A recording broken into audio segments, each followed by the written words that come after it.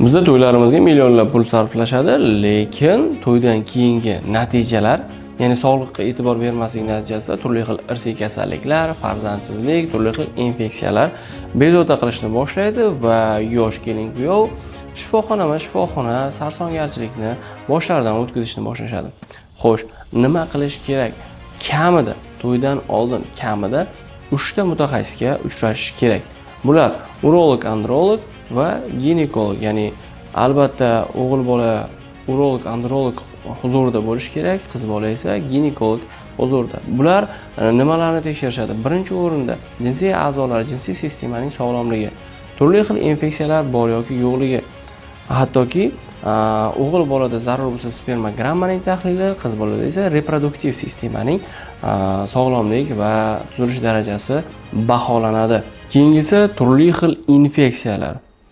Bu standart hisoblangan gepatit B, C, SPID va sifilis kasalliklari majburiy ravishda tekshirilish tavsiya qilinadi va zaruriyatga ko'ra, endi tarixga ko'ra yana ham chuqurroq infeksiyalarni tekshirish zaruriyatga ko'ra belgilanishi mumkin.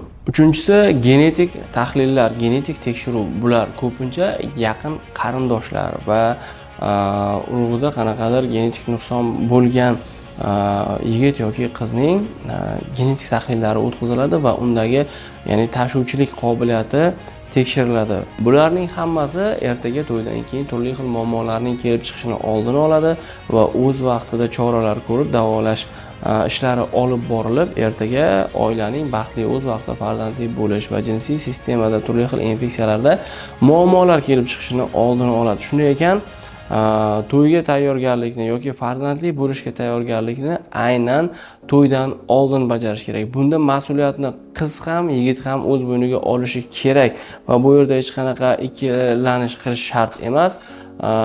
Agar kimdir bu tekshiruvlardan bosh tortadigan bo'lsa, naborot ularga ko'proq tushuntirish ishlari olib borilib, bu ishlarni, ya'ni tekshiruvlarni qilish zarur, ertaga turli xil muammolar kelib chiqmasligi uchun.